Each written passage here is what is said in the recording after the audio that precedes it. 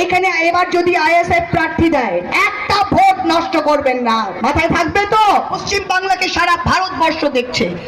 আমি যখন এয়ারপোর্টে যাই, স্টেশনে যাই, বাসে যাই, আমাকে কত লোক আসে, বলে একটা ছবি তুলবো madam, we admire you, we admire you. কিসের জন্য অ্যাডমায়ার করে? যদি সকলকেই মোদি কিনে নিয়েছে, তাহলে আমাদের কাছে লোক থাকে কেন? মোদি কিন্তু 50% বেশি ভোট পায়নি। বিজেপি ভোট পেয়েছিল 22 কোটি, 220 মিলিয়ন ভোটস। 33%, 32% ভোট পেয়ে মোদি কিন্তু আজকে, বিজেপি আজকে সংখ্যাগরিষ্ঠ, তারা ভারতবর্ষ শাসন করছে, এটা মনে রাখবেন। কিন্তু 70%, 65% মানুষ কিন্তু ভারতবর্ষে এখনো মোদির সাথে নয়, হ্যাঁ কি না?